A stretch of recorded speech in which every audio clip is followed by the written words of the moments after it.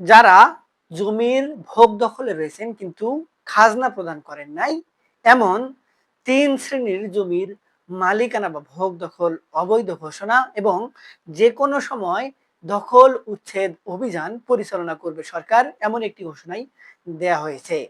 এই যে 3 শ্রেণীর জমি, সেগুলো কোনগুলো, কেনই বা তাদের জমির মালিকানা কিংবা ভোগ দখল অবৈধ বলে বিবেচিত হচ্ছে, আজকের এই ভিডিওটিতে এই সংক্রান্ত বিষয়টি নিয়ে বিস্তারিত আলোচনা করব। সুপ্রিয় ভিউয়ার্স, আপনার ভোগ দখলকৃত জমি এই 3 শ্রেণীর আওতায় পড়ে কিনা এই বিষয়টি জানতে এবং এক্ষেত্রে পরবর্তীতে এই বিপদ থেকে বাঁচার কোনো উপায় রয়েছে কিনা সেই বিষয়ে জানতে আজকের এই ভিডিওটি অত্যন্ত গুরুত্বপূর্ণ হতে চলেছে। তাই ভিডিওটি আপনাকে প্রথম থেকে শেষ পর্যন্ত মনোযোগ সহকারে দেখতে হবে, তাছাড়া কিন্তু উল্টাপাল্টা বুঝবেন বা কিছুই বুঝতে পারবেন না। আর দেখার পর যদি উপকারে এসে থাকে বা এই ধরনের ভিডিও আরো দেখার আগ্রহ জন্মায়, তাহলে আমাদের চ্যানেলটি সাবস্ক্রাইব করে রাখতে পারেন।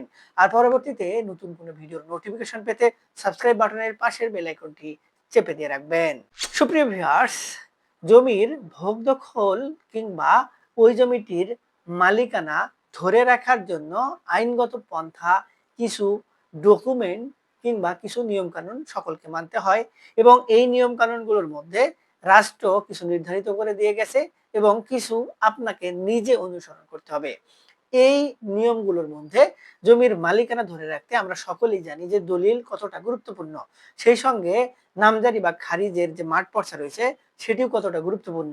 সেই সঙ্গে সরকার ওই নির্দিষ্ট জমিগুলো, অর্থাৎ গোটা দেশে যত জমি রয়েছে সেগুলোর আকার, স্থান, এগুলোর বিবেচনায় একেকটা জমির ক্ষেত্রে একেকটা ভূমি উন্নয়ন কর নির্ধারণ করেছে। এক্ষেত্রে সর্বাধিক গুরুত্ব পায় সরকার বিভিন্ন সময় জরিপ করে এবং এই জরিপের মাধ্যমে ইউনিয়ন কিংবা সিটি কর্পোরেশন কিংবা জেলা পরিষদ এগুলোকে শ্রেণীবিন্যাস করে জমির কর বা খাজনার হার নির্ধারণ করে থাকে। এখন 1 জুলাই থেকে সরকার ঘোষণা দিয়েছিল যে সকল জমির বকেয়া খাজনা পরিশোধ করতে হবে এবং এরপরে যদি কেউ খাজনা পরিশোধ না করে, তাহলে তার যদি খাজনা বকেয়া থাকে তাহলে সরকার সেই জমিগুলোর বিরুদ্ধে লিগ্যাল অ্যাকশন গ্রহণ করবে এবং এক্ষেত্রে যে এসিলেট অফিস রয়েছে বা আমাদের উপজেলাতে যে কমিশনার রয়েছে, ভূমি কমিশনার, তাদেরকে নির্দেশনা দেওয়া হয়েছে তারা যেন এই বিষয়টি স্ট্রিক্টলি মেনে তারপরে তাদের পদক্ষেপগুলো গ্রহণ করে। অর্থাৎ তাদেরও আর শান্তিতে বসে থাকার কিন্তু সুযোগ নেই। সরকার বিরাট বড় একটা বাজেট এসেছে এবং এই ভঙ্গুর অর্থনৈতিক ব্যবস্থাকে চাঙ্গা করতে সরকার বিভিন্ন জায়গা থেকে কিন্তু রাজস্ব আদায়ের চেষ্টা করছে।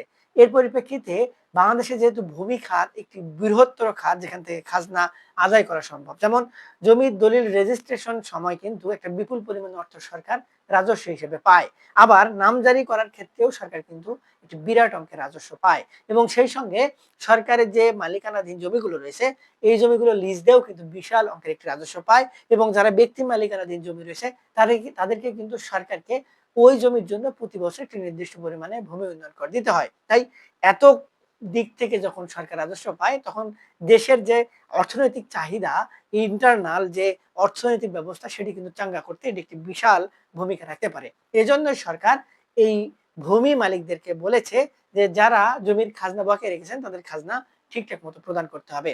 এক্ষেত্রে 3 শ্রেণীর জমিকে বিশেষভাবে ইন্ডিকেট করা হয়েছে, নির্দেশিত করা হয়েছে যে এই 3 শ্রেণীর জমির খাজনা কিন্তু অনেকাংশেই বকেয়া থাকে। তাই এই 3 শ্রেণীর যদি জমির খাজনা বকেয়া থাকে তাহলে এই যে উপজেলায় ভূমি অফিস রয়েছে সেখানে থাকা কর্মকর্তা কর্মচারী এবং প্রতিটি ইউনিয়নে কিন্তু একজন তহসিলদার থাকে, একজন সার্ভেয়ার থাকে। এদের সহযোগিতায় কোন ওয়ার্ডে কোন মৌজায় কতটুকু জমি রয়েছে সেগুলোর বিবরণ থাকে এবং প্রত্যেকটি বিবরণ অনুযায়ী তাদেরকে তল্লাশি দিতে হবে যে কোন জমির খাজনা দেয়া হলো, কোন জমির খাজনা বকেয়া থাকলো। এক্ষেত্রে এই জমিগুলোকে শ্রেণীবিন্যাস করে দেখা হচ্ছে যে প্রথমে ওয়ারিশান সম্পত্তি, অর্থাৎ অনেকাংশেই আমাদের দেশে বিশৃঙ্খল পরিস্থিতির মধ্যে রয়েছে ওয়ারিশান সম্পত্তিগুলো, যেগুলো উত্তরাধিকারী সূত্রে অন্য ব্যক্তিরা পেয়ে থাকে।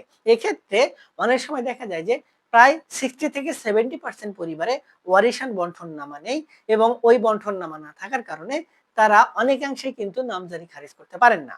আমরা জানি নামজারি খারিজ ছাড়া কিন্তু খাজনা প্রদান করা যায় না। কিভাবে যায় না? ধরুন আপনি জমির মালিকানা হয়েছেন ওয়ারিশান সম্পত্তির মাধ্যমে। কিন্তু ওই জমিতে আপনি খাজনা দিবেন কিভাবে? আপনি দাগ নম্বর নিয়ে তারপরে জমির ভোগ দখল দেখিয়ে কি খাজনা প্রদান করবেন? আপনার নামে খাজনা প্রদান হবে কিভাবে বা জমা হবে কিভাবে? এবং ওই জমিতে আপনি খাজনা দিচ্ছেন এটির বা প্রমাণ কিভাবে হবে? এক্ষেত্রে কিন্তু খাজনা নেয়াই হবে না। আপনি দিয়ে চেষ্টা করে দেখেন, খাজনা কিন্তু জমা নেয়াই হবে না। এজন্য যে কাজটি করতে হয় যে ওই জমিতে যে ব্যক্তি খাজনা প্রদান করতে যাচ্ছে ওই ব্যক্তিকে নামজারি বা খারিজ করতে হয়। এই নামজারি খারিজ করার পরে ওই নির্দিষ্ট জমি ধরেন ১ বিঘা জমির মধ্যে ৫ জন ওয়ারিশ একটু, একটু করে পেয়েছে। তার নির্দিষ্ট যে অংশটুকু যে ব্যক্তি খাজনা দিতে চাচ্ছেন সেই ব্যক্তি কি পুরা ১ বিঘার খাজনা দিবেন? যদি নামজারি না থাকে তাহলে সেক্ষেত্রে কিন্তু ওই সকল ব্যক্তিকে খাজনা দিতে হবে জমির যতটুকু পরিমাণে পূর্বের অর্থাৎ যে খতিয়ান বলবৎ রয়েছে বা নামজারি বলবৎ রয়েছে সেই নামজারি বা খতিয়ানে যতটুকু সম্পত্তি সকল সম্পত্তি যতটুকু খাজনা আসে ততটুকুই দিতে হবে।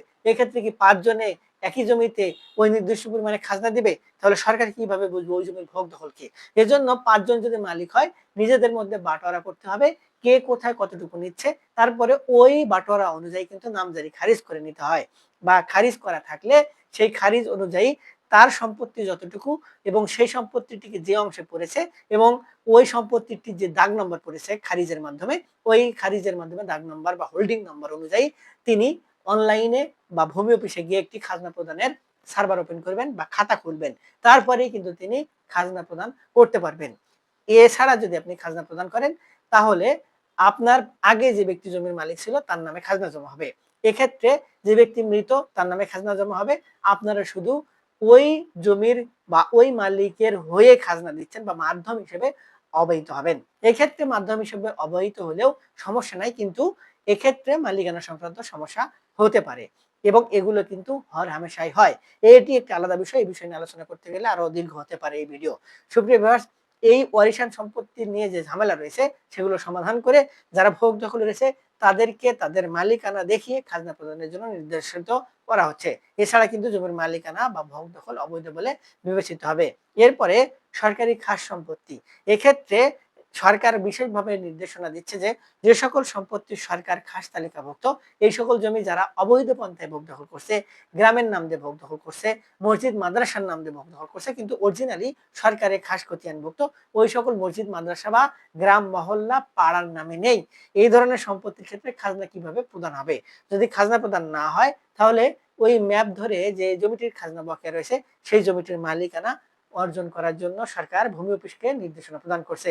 এক্ষেত্রে ম্যাক্সিমাম ক্ষেত্রে যে খাস জমিগুলো সেগুলো বের হয়ে যাবে এবং সরকার এক্ষেত্রে বিশেষভাবে নির্দেশনা প্রদান করছেন। এরপরে আরেক শ্রেণীর জমির কথা বলা হয়েছে যেগুলো অবৈধ পন্থায় অনেকেই ভোগ দখল করছে।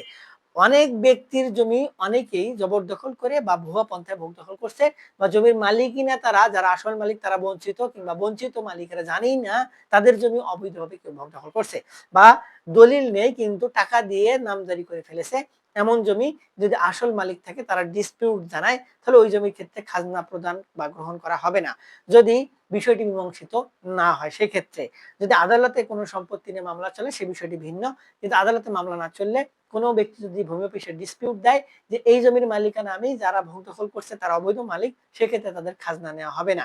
যদি খাজনা প্রদান না হয় বা জমা না হয় তাহলে ওই জমিগুলো নিয়ে কিন্তু এই নির্দেশনা অনুযায়ী সরকার তদন্ত করবে দেখবে কে মালিক কে মালিক না। এক্ষেত্রে যদি খাজনা বকেয়া থাকে এবং যে সকল ব্যক্তি খাজনা দিতে পারছেন না তাদের যদি জমি ভোগ দখলে থাকে এবং প্রমাণিত হয় বা তাদের কাছে প্রমাণাদি না থাকে যে তারা ওই জমির মালিক বা তারা কিভাবে পেলেন এবং তারা যদি ভোগ দখল করেন অবৈধ পন্থায় তাদের তো মালিকানা এমনি অবৈধ তো তাদের জমি থেকে কিন্তু উচ্ছেদ করার ব্যবস্থা গ্রহণ করা হবে। এই বিষয়টি নিয়ে একটি বিস্তারিত ভিডিও আমরা সামনে বানাবো। আশা করি আপনারা সেই ভিডিওটি দেখবেন। যদি দেখতে চান ভিডিওর নিচে কমেন্ট বক্স রয়েছে সেখানে কমেন্টস করবেন। সুপ্রিয় ভিউয়ার্স, এই অবৈধ দখলদাররা যারা রয়েছে তাদের জমির যদি মালিকানা এইভাবে বাতিল হয় বা সরকারের এই পদক্ষেপটি বাস্তবায়ন হয় তাহলে কিন্তু ভূমি মালিক যারা আসল তারা উপকৃত হবে। সুপ্রিয় ভিউয়ার্স, এই ৩ শ্রেণীর জমির ক্ষেত্রে সরকার জিরো টলারেন্স ঘোষণা করেছে। যেকোনো সময় এই সকল জমির উচ্ছেদ অভিযান হতে পারে বা এই সকল জমি নিয়ে বিচার সালিসের ব্যবস্থাও গ্রহণ করা হতে পারে এবং ভূমি অফিসকে সেই নির্দেশনাই সুন্দরভাবে দেয়া হয়েছে। সুপ্রিয় ভিউয়ার্স, আশা করি আপনারা ভিডিওর বিষয়বস্তু বুঝতে পেরেছেন। আপনাদের যদি এই ৩ শ্রেণীর জমির মধ্যে কারো জমি পড়ে থাকে তাহলে এই বিষয়গুলো মীমাংসা করে দ্রুত আপনাদের জমির একটি লিগ্যাল সেক্টর তৈরি করুন এবং সুন্দরভাবে সুষ্ঠুভাবে ভোগ দখল করুন। তাছাড়া কিন্তু জমির মালিকানা একবার সরকারি খাতিয়ানভুক্ত হয়ে গেলে পরবর্তীতে সেটি নিয়ে আপনি যতই আদালতে দৌড়ান, যতই জুতার তলা ক্ষয় করেন, খুব সহজে কিন্তু সঠিক সমাধান পাবেন না। সুপ্রিয় ভিউয়ার্স, আশা করি এই ভিডিওটি নিয়ে আপনাদের যে আশা ছিল, প্রত্যাশা ছিল, সেটি আপনারা এই ভিডিওটির মাধ্যমে পেয়েছেন। আর এই সংক্রান্ত বিষয় ছাড়াও যদি আরো কোনো বিষয় নিয়ে জানতে চান কিংবা বুঝতে চান, আমাদের ভিডিওর নিচে কমেন্ট বক্স রয়েছে, সেখানে কমেন্টস করবেন। আমরা আপনাদের প্রশ্নের উত্তর দেওয়ার বা আপনাদের সঙ্গে যোগাযোগ করে আপনাদের সমাধান দেওয়ার চেষ্টা করব। আজকে পর্যন্তই, দেখা হবে সামনে নতুন কোনো ভিডিওতে। ততদিন পর্যন্ত ভালো থাকবেন। ধন্যবাদ।